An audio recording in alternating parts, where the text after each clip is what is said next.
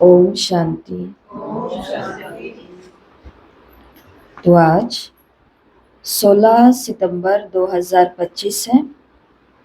आज की मुरली के अंदर बाबा ने कहा, मीठे बच्चे, तुम हो रूहानी पंडित,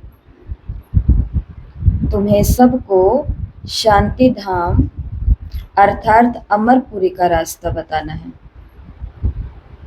कौन है हम सभी?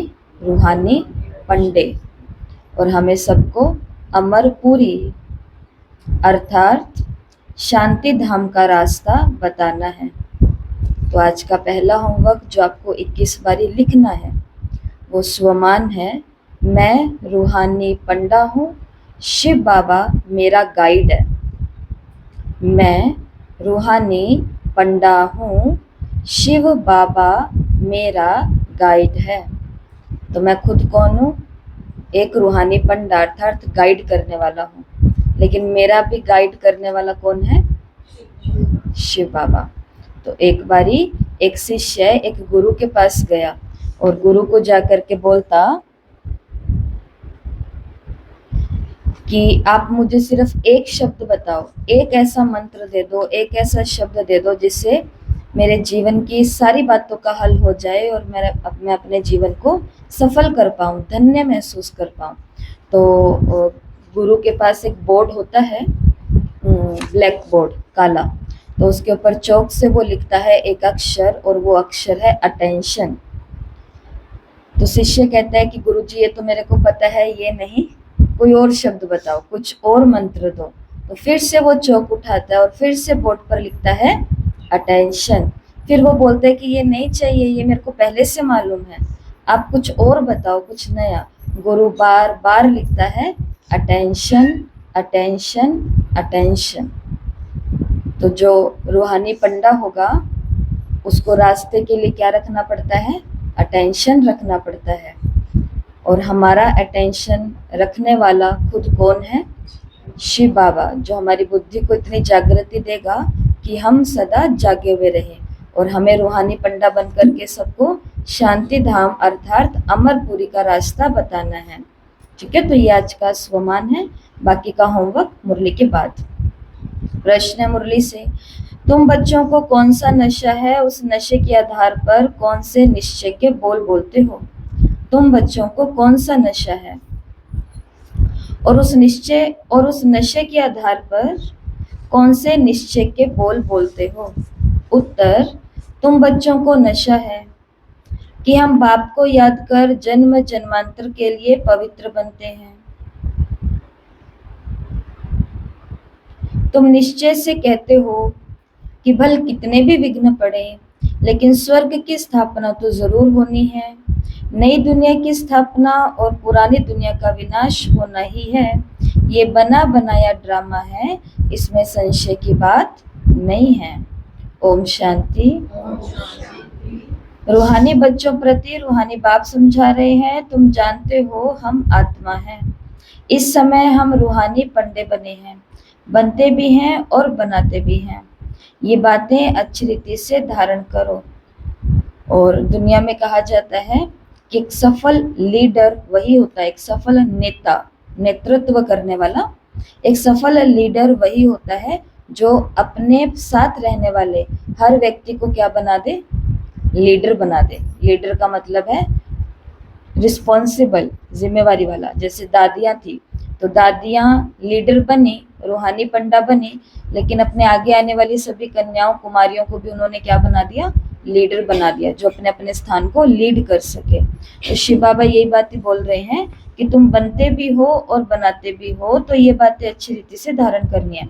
माया का तूफान बुला देता है, रोज सुबह शाम ये विचार करना है। ये अमूल्य रत्न अमूल्य जीवन के लिए रूहानी बाप से मिला है।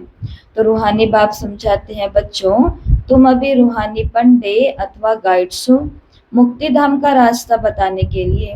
ये सच्ची सच्ची अमर कथा अमरपुरी में जाने की। अमरपुरी में जाने के लिए तुम पवित्र बन रहे हो। अपवित्र भ्रष्टाचारी आत्मा अमरपुरी में कैसे जाएगी? मनुष्य अमरनाथ की यात्रा पर जाते हैं। स्वर्ग को भी अमरनाथ पुरी कहेंगे। अकेला अमरनाथ थोड़ी होता है, तुम सब आत्माएं अमरपुरी में जा रही हो। वो है आत्माओं की अमरपुरी परम धाम। और फिर अमरपुरी में आते हैं शरीर के साथ। तो दूसरी अमरपुरी कौन सी है? सतयुग। तो वो है आत्माओं की अमरपुरी और फिर आते हैं शरीर के साथ दूसरी अमरपुरी में। तो वहां कौन ले जाते हैं? परम पिता परमात्मा सभी आत्माओं को ले जाते हैं। उसको अमरपुरी भी कह सकते हैं, परंतु राइट नाम है शांति धाम। वहां तो सबको जाना ही है। ड्रामा की भावी टाली नाही टले, ये अच्छी रीति से बुद्धि में धारण करो। पहले पहले तो आत्मा समझो, परम पिता परमात्मा भी आत्मा ही है। सिर्फ उनको परम पिता परमात्मा कहते, वो हमको समझा रहे हैं। वही ज्ञान का सागर, पवित्रता का सागर है। तो सभी को बुद्धि में दिख रहे हैं शिव बाबा। मुरली का एक एक शब्द सुनते जाएंगे और उस एक एक शब्द को कहते हैं ना कि अपना हर पल जियो। अब ये मुरली है, अक्षर है। अब इस मुरली को हमें क्या करना है? चलती जा रही है, अक्षर अक्षर आते जा रहे हैं, पिछले अक्षर छूटते जा रहे हैं, लेकिन साथ साथ में हमारी बुद्धि विजन, दृश्य भी बनाती रहे और अनुभव भी करती रहे। तो बाबा हमें कह रहे हैं कि परम पिता परमात्मा कौन? तो वो ज्ञान का सागर, पवित्रता का सागर है। अब बच्चों को पवित्र बनाने के लिए श्रीमत देते हैं कि मामेकम याद करो तो तुम्हारे जन्म जन्मांतर के पाप कट जाएंगे। याद को ही योग कहा जाता है। तुम तो बच्चे हो ना, बाप को याद करना है, याद से ही बेड़ा पार है। इस विषय नगरी से तुम शिव नगरी में जाएंगे, फिर विष्णुपुरी में आएंगे। हम पढ़ते ही हैं वहाँ के लिए, यहाँ के लिए नहीं। तो ये पॉइंट को सभी अच्छे से समझेंगे। हम पढ़ते ही हैं वहाँ के लिए, यहाँ के लिए नहीं, क्योंकि ज्ञान में चलते चलते हमारे मन के अंदर बहुत सारी उम्मीदें आ जाती है कि मुझे बाबा मिला है तो यहीं पर ही निरोगी बन जाऊंगी, मुझे बाबा मिला है तो यहीं पर ही धनवान बन जाऊंगी। बनेंगे, अपना पुरुषार्थ करेंगे तो वो भी बनेंगे। इतने तो बनेंगे कि कम से कम सेवा पढ़ाई योग के अंदर ये चीजें अटकेंगी नहीं, शरीर और परिवार और ये सब चीजें। लेकिन फिर भी हमें दिमाग के अंदर कौन सी बात पक्की करनी है कि ये पढ़ाई जो है, ये पढ़ाई हम इस दुनिया के लिए नहीं पढ़ रहे हैं। ये पढ़ाई हम कौन सी दुनिया के लिए पढ़ रहे हैं? नई दुनिया के लिए। सारी प्राप्तियां कहाँ होंगी? हमको वहां होंगी। देखो, अगर बहनें हैं वो ये सोच ले कि सब कुछ मेरे को यहाँ मिल जाए, तो फिर इसको राइट कहेंगे कि रॉन्ग कहेंगे? सब कुछ नहीं मिलेगा।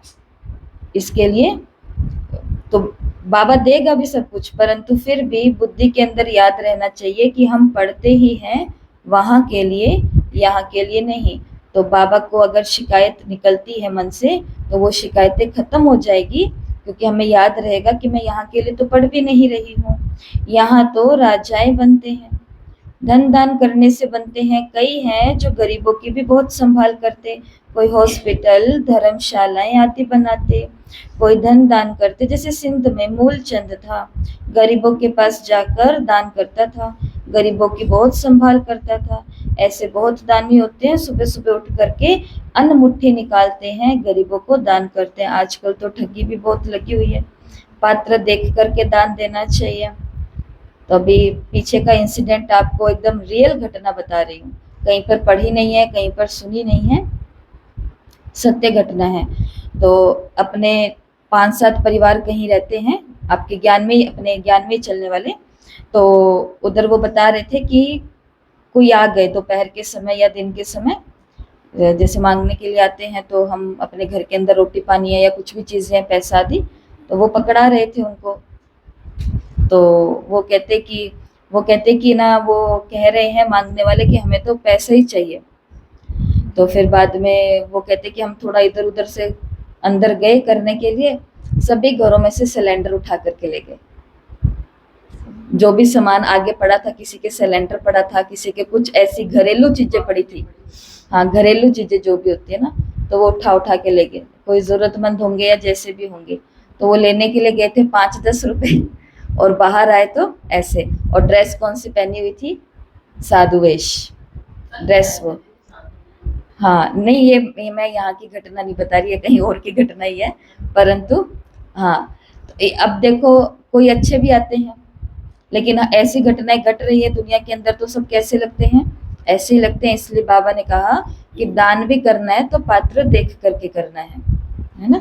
तो इसके लिए वो अक्ल तो अभी किसी में है नहीं। बाहर में जो भीख मांगने वाले बैठे रहते हैं उनको दान देना वो कोई दान नहीं है। उन्हों का तो ये धंधा बना हुआ है। गरीबों को दान करने वाला अच्छा पद पाते हैं।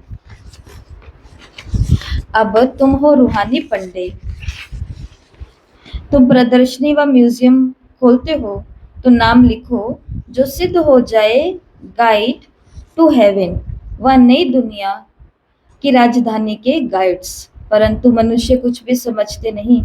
ये है ही कांटों का जंगल, स्वर्ग है फूलों का बगीचा, वहां देवताएं रहते हैं। तुम बच्चों को ये नशा रहना चाहिए कि हम बाप को याद कर जन्म जन्मांतर के लिए पवित्र बनते हैं। तुम जानते हो भल कितने भी विघ्न पड़े, स्वर्ग की स्थापना तो जरूर होगी, नई दुनिया की स्थापना और पुरानी दुनिया का विनाश होना ही है। ये बना बनाया ड्रामा है, इसमें संशय की कोई बात नहीं, जरा भी संशय नहीं लाना। ये तो सब कहते हैं पतित पावन, अंग्रेजी में भी कहते हैं आकर के हमें लिबरेट करो दुख से। दुख है ही 5 विकारों से, वो है ही वाइसलेस वर्ल्ड, सुख धाम। तो सत्य क्या है? निर्विकारी दुनिया, सुख धाम। अभी तुम बच्चों को जानना है स्वर्ग में। मनुष्य समझते हैं स्वर्ग ऊपर में है, उन्हों को पता ही नहीं कि मुक्ति धाम ऊपर में है। तो 3-4 फिलोसफी हमारे दुनिया में काम करती है। पहली है कि स्वर्ग ऊपर है, नरक नीचे है, पाताल नीचे है, नरक ऊपर है और बीच में हम सभी रहते हैं इंसान।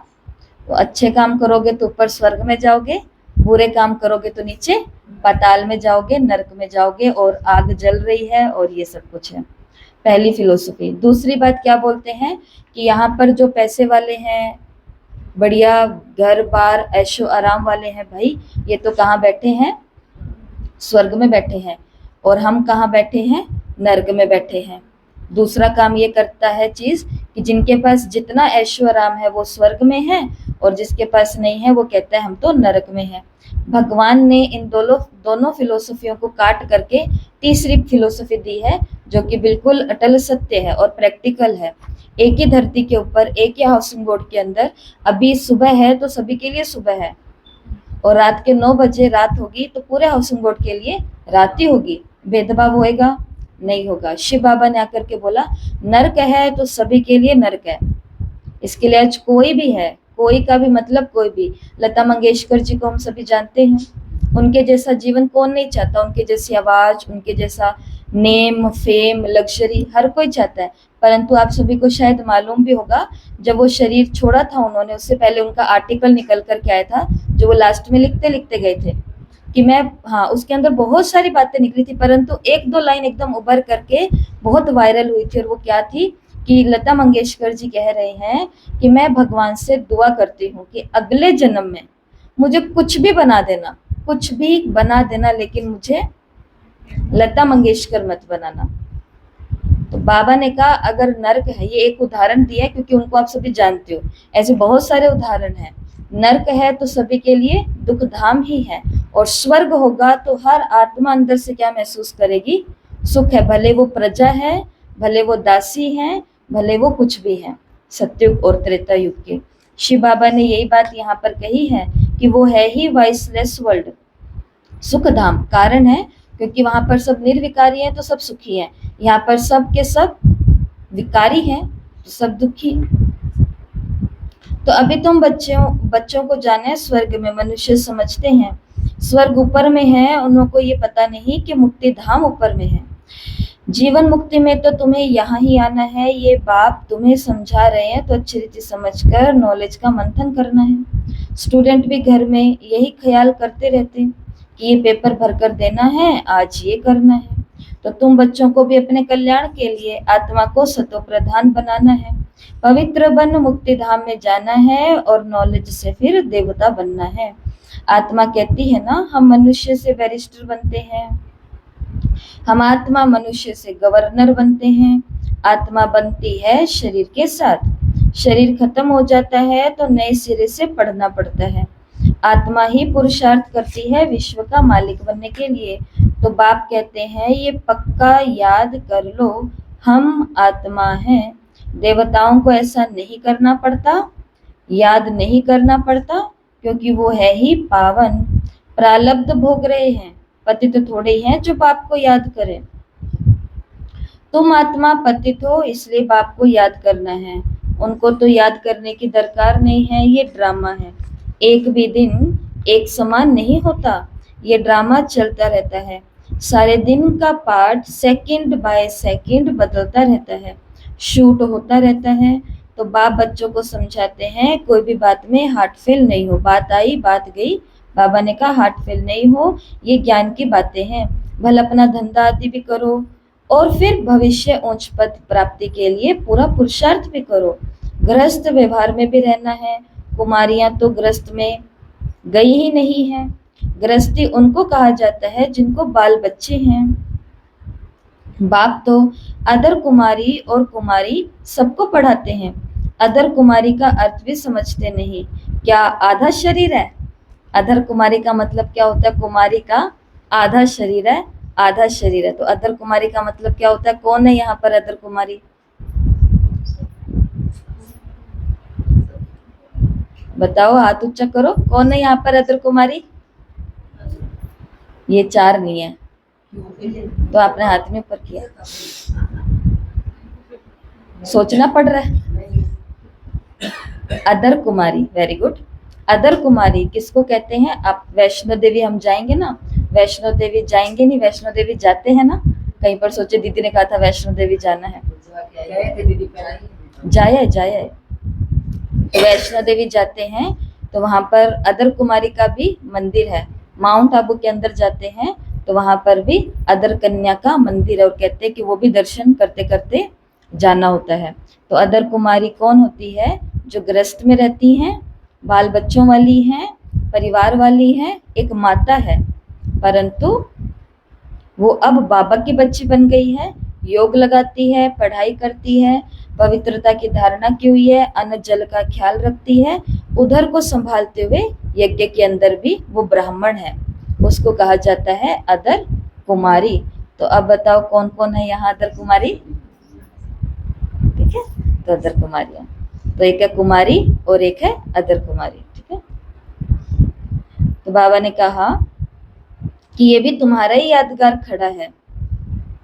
तो अदर कुमारी का बाबा ने मतलब जैसे कि कहा कि आधा शरीर तो नहीं ना, तो अभी तुम जानते हो कन्या पवित्र है और अदर कन्या उनको कहा जाता है जो अपवित्र बनने के बाद पवित्र बनती है।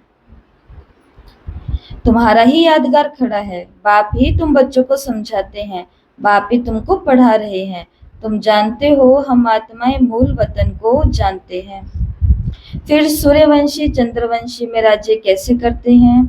क्षत्रिय पने की निशानी बाण क्यों दिखाया है वो तुम ही जानते हो। तो कृष्ण को दिखाई है मुरली और राम को दिखाई है बाण, हाँ धनुष। तो बाबा ने कहा वो किस लिए है?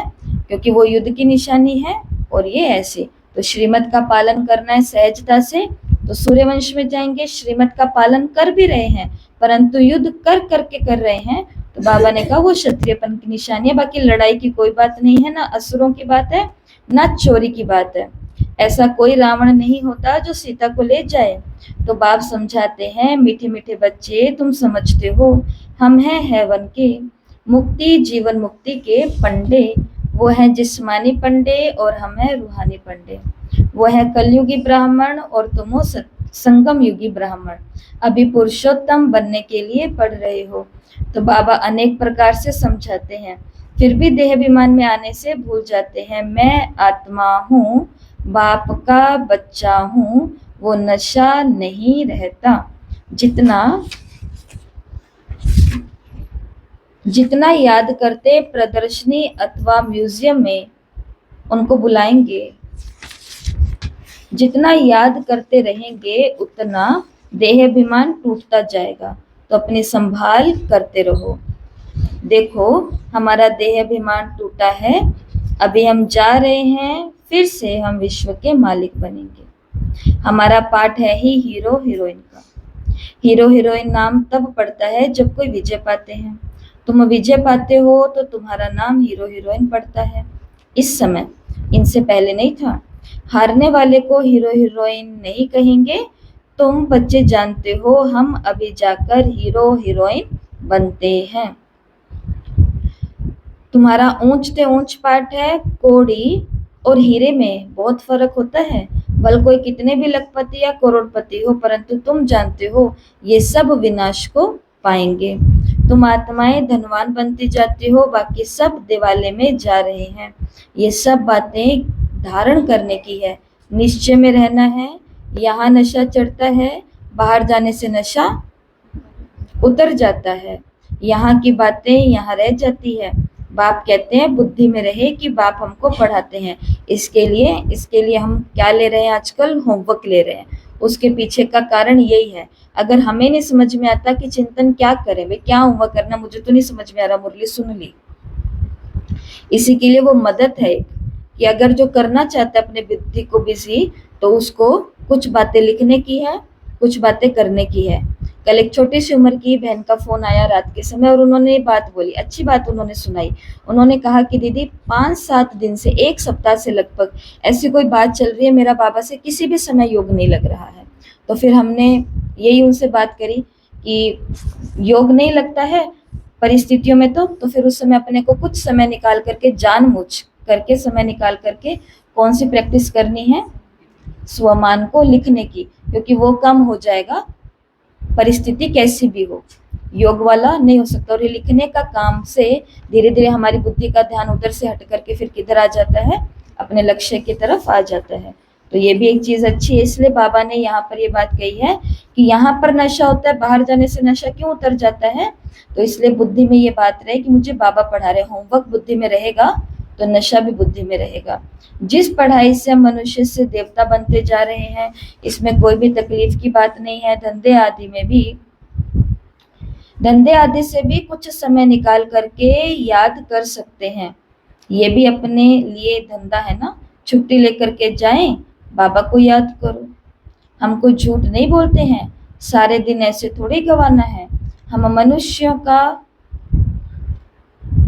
बाबा ने कहा सारा दिन ऐसे थोड़ी गंवाना है। हम भविष्य का तो कुछ ख्याल करें। युक्तियां बहुत है। जितना हो सके टाइम निकाल बाप को याद करो। शरीर निर्वाह के लिए धंधा आदि भी भल करो। हम तुमको विश्व का मालिक बनने की बहुत अच्छी राय देते हैं। तुम बच्चे भी सबको राय देने वाले ठहरे। वजीर राय के लिए ही होते हैं। तुम एडवाइजर हो। हम कौन है? राय मशवरा देने वाले, एडवाइस देने वाले। पूछते हैं ना कि क्या करें, तो राय देते हैं। सबको मुक्ति, जीवन मुक्ति कैसे मिले, इस जन्म में वो रास्ता बताते हैं। तो बहनों को बिठाने का कारण यही है। साकार में बाप नहीं है, साकार में ब्रह्मा बाबा भी नहीं है।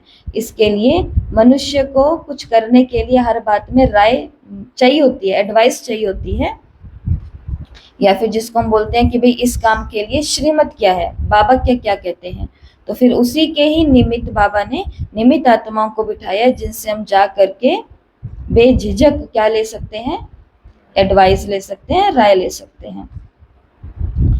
तो बाबा ने कहा कि तुम कौन हो? एडवाइजर हो। तो बाबा ने आज उनको क्या बोला है? एडवाइजर। सबको मुक्ति, जीवन मुक्ति कैसे मिले, इस जन्म में तुम वो रास्ता बताते हो। मनुष्य स्लोगन आदि बनाते हैं तो दीवार के ऊपर लगा देते हैं। तुम लिखते हो बी होली एंड राजयोगी, पवित्र बनो और राजयोगी बनो, परंतु इनसे समझेंगे नहीं। तो तुम अभी समझते हो कि हमको बाप से वर्षा मिल रहा है, मुक्ति धाम का भी वर्षा मिल रहा है। मुझे तुम पतित पावन कहते हो, तो मैं आकर के राय देता हूँ पावन बनने की। तुम भी एडवाइजर हो। मुक्ति में कोई जा भी नहीं सकते जब तक बाप एडवाइस ना करे, श्रीमत ना दे। श्री अर्थात श्रेष्ठ मत है ही शिव बाबा की। आत्माओं को श्रीमत मिलती है शिव बाबा की। पाप आत्मा और पुण्यात्मा कहा जाता है। पाप शरीर नहीं कहेंगे, आत्मा शरीर से पाप करती है, इसलिए पाप आत्मा कहा जाता है। शरीर बिगर आत्मा ना पाप कर सकती है और ना ही पुण्य कर सकते हैं बिना शरीर के, नहीं कर सकते। और पाप कर सकते हैं, नहीं कर सकते। आत्मा चाहे अपनी सदगति को प्राप्त करती है, आत्मा चाहे दुर्गति को प्राप्त करती है, उसमें सबसे बड़ा संसाधन, सबसे बड़ा जो हमारी चीज के अंदर है वो क्या है? ये शरीर। इसके लिए बताओ, इस शरीर से हमें क्या करने हैं? केवल और केवल और केवल और केवल और केवल क्या करने हैं? पुण्य। क्योंकि जन्म जन्म जन्म जन्म जन्म हम पीछे क्या ही करते आए हैं। हाँ, तो इस जन्म का भी वो हिस्सा देखो, जब हमें ज्ञान नहीं मिला था बिल्कुल भी, तो भी क्या ही चल रहा था सुबह से लेकर के रात तक हमारे जीवन में, जाने अनजाने। अभी जिनको हम जानते हैं पाप को, वो पहले हम अनजाने में कितने हो रहे थे। इसलिए बाबा ने कहा कि शरीर बिगर तो आत्मा ना पाप कर सकती है और ना ही पुण्य कर सकती है। तो जितना हो सके विचार सागर मंथन करो, टाइम बहुत है। टीचर व प्रोफेसर हैं तो उनको भी युक्ति से रूहानी पढ़ाई पढ़ानी चाहिए जिससे कल्याण हो। बाकी इस जिस्मानी पढ़ाई से क्या होगा? हम ये पढ़ाते हैं, बाकी थोड़े दिन है, विनाश सामने खड़ा है, अंदर उछल आती रहेगी, कैसे मनुष्यों को रास्ता बताएं। एक बच्ची को पेपर मिला था, कौन सी बच्ची थी वो? तो यज्ञ के अंदर एक दीदी हैं, एक बच्चे को पेपर मिला था जिसमें गीता के भगवान की बात पूछी गई थी।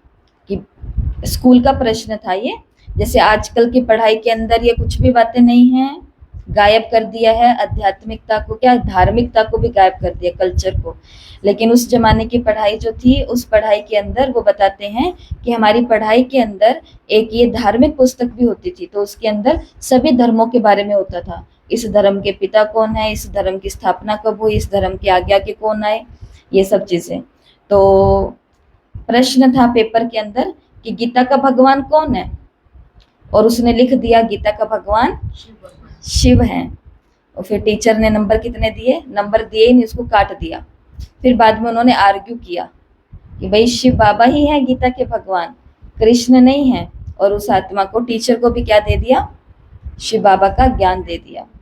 तो ये नशा, ये सच्चाई का नशा बहुत जरूरी है कि सामने वो कह रहे हैं कि ये है भगवान, और वो कह रहे हैं कि नहीं नहीं सर ये नहीं है भगवान, भगवान तो कौन है? ये है। तो बिना नशे के क्या ये हो सकता है?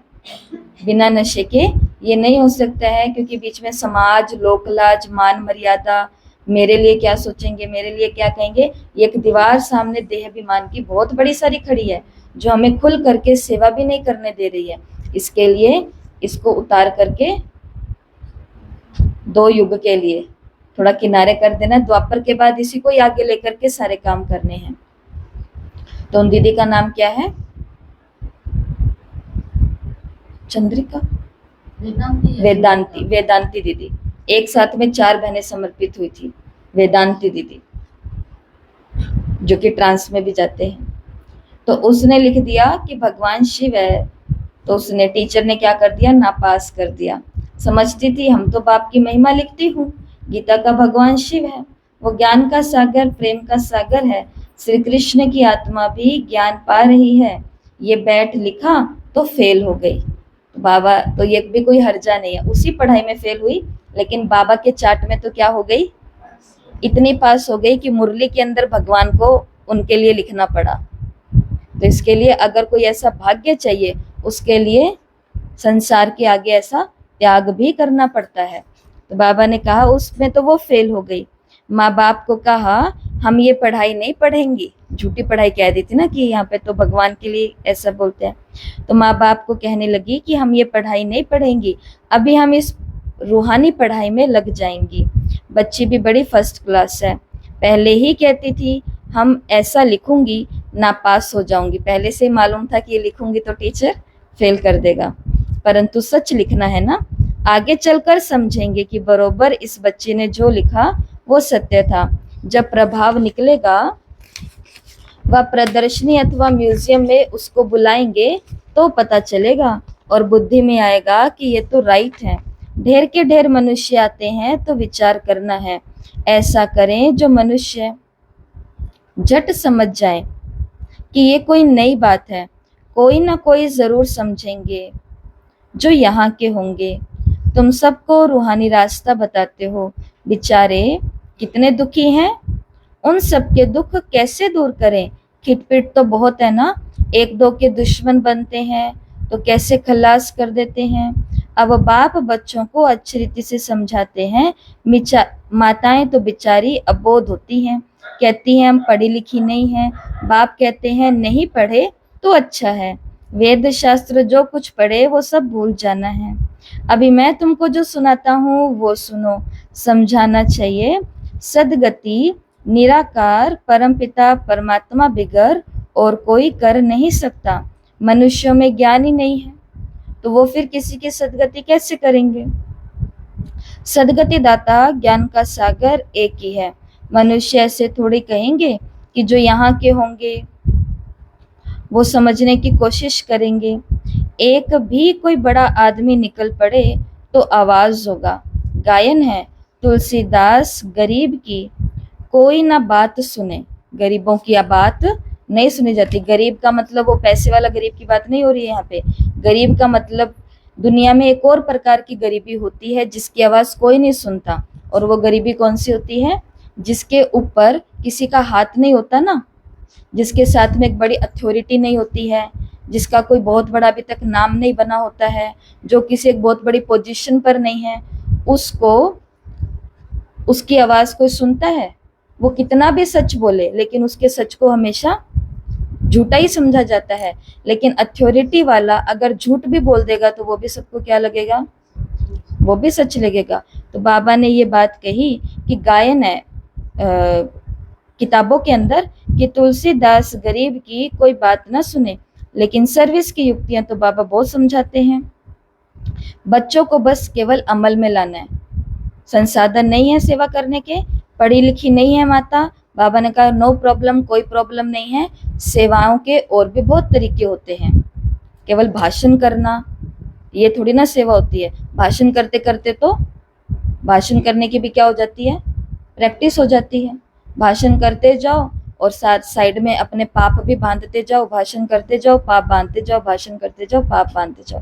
दुनिया में ऐसा देख नहीं रहे हो? देख रहे हैं कि नहीं देख रहे हैं? ऐसा ही तो हो रहा है। परंतु जिस भाषण से किसी आत्मा को मार्ग मिल जाए, किसी आत्मा का ऐसा संस्कार। एक बहन का कोर्स चल रहा है, मोबाइल की ऐसी आदत में वो पड़ी हुई थी कि उसकी नींद, जो आपको थोड़े दिन पहले मैंने बताया था कि नींद उसकी पूरे दिन रात को मिलाकर के 4-4 घंटे की हो रही थी, क्योंकि मोबाइल के अंदर से जो तरंगे निकलती है, ये तरंगे हमारे दिमाग को ये महसूस कराती है कि अभी तो दिन है। देखो दिमाग अंदर में है, इस दिमाग को आंखें तो है नहीं कि आंखें खोल के देखे कि अभी सुबह और रात है, रात हो गई चल भाई सो जा। दिमाग एक्टिवेट रहेगा कब तक? जब तक उसको ये महसूस होगा कि अभी तक दिन है। और इसके अंदर से जो तरंगे निकलती हैं वो तरंगे हमारे दिमाग को और मन को क्या महसूस कराती है कि अभी सुबह है, सुबह है। मात्र 2 दिन ही उनको कोर्स करे हुए हैं और उसमें भी 2 दिन के बीच में छुट्टी लग गई है। उसी के अंदर कल उन्होंने अपना इतना अच्छा अनुभव सुनाया, मुझे तो 2-3 दिन के बाद ही मिली, और कहा कि दीदी 4 दिन हो गए हैं मैं रात को इतने बजे सो जाती हूँ। मैंने कही तो बहुत ही अच्छी बात है, बहुत अच्छी नींद आती है। मैंने कही तो बहुत अच्छी बात है, सफल हो गया आपको ज्ञान सुनाना। लेकिन उसने एक और बात कही जो हम सभी को भी समझ में आनी चाहिए। 1-2 दिन के कोर्स वाले कह रहे हैं कि मेरा पूरा का पूरा मोबाइल छूट गया। उसने अपने आपका, हमारा जो मोबाइल होता है इसके अंदर स्क्रीन टाइम निकलता है कि हमने पूरे दिन में स्क्रीन को चलाया कितनी देर है। उसने अपना स्क्रीन टाइम मुझे दिखाया और वो इतना इतना इतना कम था। तो बाबा के बच्चे भी कई हैं, तो वो जिनका स्क्रीन टाइम इतना कम ने, ज्ञान सुनते सुनते हम भटक जाते हैं, और जो ज्ञान नए नए सुन रहे हैं वो लाइन पर आ रहे हैं। तो भाषण भी करना है परंतु किसी का परिवर्तन तो हो। बाकी ऐसा हमको ऐसा कोई काम नहीं करना है जिसके साथ में साइड में मेरे भी कुछ काम चल रहे हों और इधर से बाबा बाबा भी चल रहा हो। इसका कोई भी बेनिफिट लॉन्ग टर्म में नहीं होने वाला है, अल्पकाल में जरूर होता है। इसलिए बाबा ने कहा सर्विस की तो बाबा बहुत ही युक्तियां बतलाते हैं, बच्चों को केवल अमल में लाना है। आइडियाज बहुत हैं। अच्छा, मीठे मीठे सिकिलदे बच्चों प्रति माता पिता बाप दादा का याद प्यार और गुड मॉर्निंग। रूहानी बाप की रूहानी बच्चों को नमस्ते। हम रूहानी बच्चों की रूहानी माता पिता बाप दादा को याद प्यार नमस्ते, गुड मॉर्निंग, ओम शांति, शुक्रिया बाबा शुक्रिया, वाह बाबा वाह। धारणा के लिए मुख्य सार है। पहला, धंधा आदि करते भविष्य उच्च पद पाने के लिए याद में रहने का पूरा पूरा पुरुषार्थ करना। वो कह रहे हैं हमारा बिजनेस बहुत है, नौकरी बहुत है, हमें तो बाबा को याद करने का पूरे दिन में टाइम ही नहीं मिलता। बाबा ने आज के मुरली में बोला कोई भी बिजनेस नौकरी कर रहे हो, टाइम बीच में निकालना ही है, बाबा को याद करना ही है। तो याद में रहने का पूरा पूरा पुरुषार्थ करना है। ये ड्रामा सेकंड बाय सेकंड बदलता रहता है, इसलिए कभी भी किसी सीन को देख करके हार्ट फेल नहीं होना है। दूसरा, ये रूहानी पढ़ाई पढ़कर दूसरों को पढ़ानी है, सबका कल्याण करना है। अंदर में यही उछल आती रहे कि हम कैसे सबको पावन बनने की एडवर्टाइज, हम कैसे सबको पावन बनने की एडवाइस दें, घर का रास्ता बताएं। और आज का वरदान है सर्व संबंधों के सहयोग की अनुभूति द्वारा निरंतर योगी सहज योगी भव।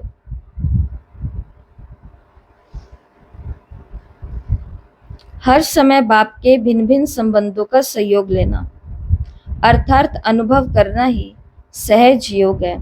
बाप कैसे भी समय पर संबंध निभाने के लिए बंधे हुए हैं। सारे कल्प में अभी ही सर्व अनुभवों की खान प्राप्त होती है, इसलिए सदा सर्व संबंधों का सहयोग लो और निरंतर योगी सहज योगी बनो, क्योंकि जो सर्व संबंधों की अनुभूति व प्राप्ति में मगन रहता है वो पुरानी दुनिया के वातावरण से सहज ही उपराम हो जाता है। स्लोगन, सर्व शक्तियों से संपन्न रहना यही ब्राह्मण स्वरूप की विशेषता है। सर्व शक्तियों से संपन्न रहना यही ब्राह्मण स्वरूप की विशेषता है। तो कौन सी शक्तियां हैं हमारी, कौन कौन सी शक्तियां हैं? शक्तियां कौन कौन सी शक्तियां हैं? सहन करने की शक्ति, समाने की शक्ति, सामना करने की शक्ति, सहयोग की, परखने की, निर्णय की, समेटने की शक्ति, विस्तार को संकीर्ण करने की शक्ति, और एक और रह गई है, और वो कौन सी है? समाने की शक्ति। सभी नदियां एक सागर में समा जाए, सब समा जाए, सुना करा सारा क्या हो जाए? समा जाए, सहन हो जाए, सामना कर ले हम परिस्थिति का, हारे नहीं, परख ले, निर्णय कर ले, जो भी है। तो बाबा ने कहा सर्व शक्तियों से संपन्न रहना यही ब्राह्मण स्वरूप की विशेषता है, क्योंकि अभी समय कौन सा चल रहा है? अंतिम। और बाबा ने थोड़े महीने पहले की मुरली में बोला है अंतिम समय में, क्योंकि माया अब जाने वाली है, वो जाने वाली है, तो वो फटक रही है, ज्यादा उछल रही है, वो अपना अंतिम वार करने की भी कोशिश कर रही है कि कैसे भी करके इसकी बुद्धि को मैं खराब कर दूं भगवान से, भगवान के कार्य से। तो वो हमारे साथ खेल खेल रही है अभी। इसके लिए परख लो, निर्णय कर लो, समा लो, समेट लो, संकीर्ण कर लो, सहयोग रहो, ले बाबा का। और कौन से सहयोग लेने के लिए आज बाबा ने कहा है? सर्व संबंधों का सहयोग लो। बाबा मेरा भाई है, बाबा मेरा बेटा है, बाबा मेरा पति है, बाबा मेरा कंपेनियन साथी है, बाबा मेरा डॉक्टर है, बाबा मेरा जज है, बाबा मेरा वकील है। तो बहुत सारी चीजें हमारी संभल जाएंगी अगर हम ये वाला सहयोग लेंगे और बाबा को अपने वाला सहयोग देंगे। कौन सा सहयोग चाहिए बाबा को हमसे?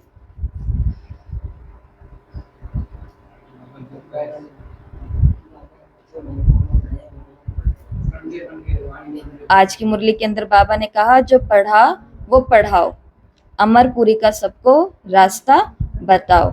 भगवान को हमसे बस यही चाहिए और उसको हमसे कुछ भी नहीं चाहिए। ब्रह्मा बाबा की क्या आशा है कल की मुरली में? अव्यक्त मुरली 8 अक्टूबर 1981। ब्रह्मा बाबा की आश क्या है?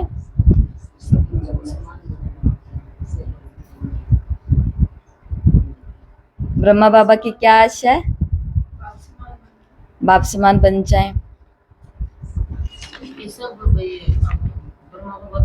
चाहते हैं, पर बच्चे भी तैयार हो गेट खोलने के लिए। बाबा उतावले हो रहे हैं, शिव बाबा के पास कह रहे हैं कि भाई अब गेट खोलने करें, चाबी दो, परंतु बाबा चाबी दे नहीं रहे हैं, क्योंकि बाबा देखते हैं कि अभी बच्चे तैयार हो रहे हैं। तो यही हमसे भगवान को चाहिए, यही आशा बाबा की भी। हाँ हाँ आज के अव्यक्त इशारे हैं, आज के अव्यक्त इशारे हैं। तपस्वी मूर्त का अर्थ है तपस्या द्वारा शांति के शक्ति की किरणों को चारों ओर फैलती हुई अनुभव में आए। ये तपस्वी स्वरूप औरों को देने का स्वरूप है। जैसे सूर्य विश्व को रोशनी की और अनेक विनाशी प्राप्तियों की अनुभूति कराता है, ऐसे महान तपस्वी आत्माएं ज्वाला रूप शक्तिशाली याद द्वारा प्राप्ति की किरणों की अनुभूति कराती हैं। तो हमारी तपस्या से निकली हुई शांति के शक्ति की किरणें और आत्माओं को प्राप्ति की अनुभूति कराए कि ये हमारे साथ में है, ये हमारे को सुन रहे हैं, इन्हें बस हमने फोन में इतनी सी बात कह दी, अब हमें समस्या समाधान हो जाएगी। ऐसा हमें औरों के जीवन के लिए एक व्यक्ति बनना है। बन सकते हैं या नहीं बन सकते? बन सकते हैं। और जो बनेगी अदर कुमारी, वही अपने घर की क्या होएगी?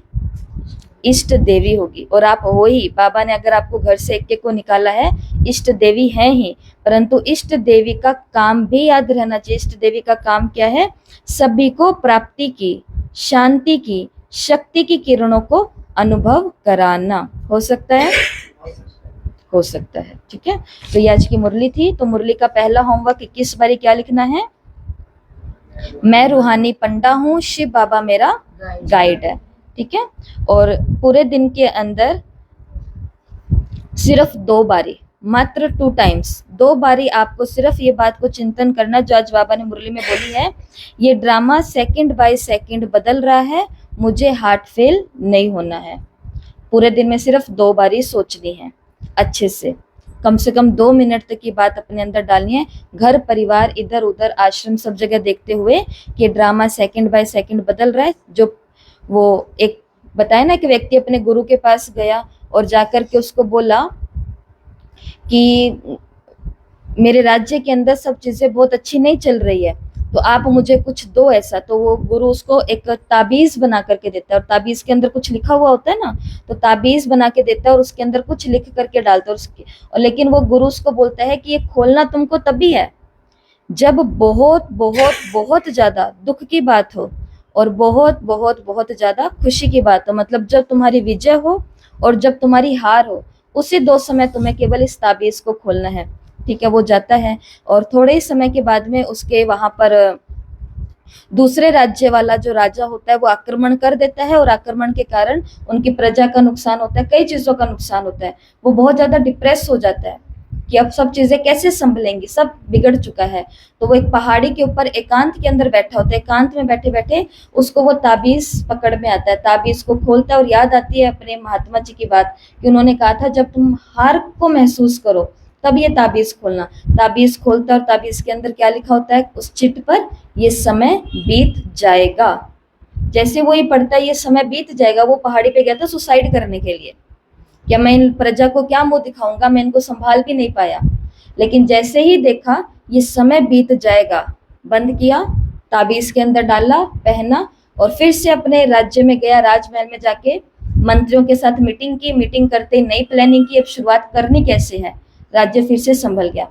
चलते चलते चलते कुछ सालों के बाद में राज्य के अंदर खुशियां ही खुशियां आ गई, मतलब बेशुमार खुशियां। और वो इतना खुश था कि उसे विजय का महसूस हो रहा था कि मेरी जीत हो गई है, मतलब मैं अच्छा राजा बन चुका हूँ। एकांत में रूम में बैठा था, बैठे बैठे फिर ताबीज पर हाथ किया, गुरुजी की बात याद आई कि जब तुम्हें विजय की अनुभूति हो फिर इस ताबीज को निकालना। उसने ताबीज निकाला, खोला, पढ़ा और ताबीज के अंदर क्या लिखा हुआ था? ये समय बीत जाएगा।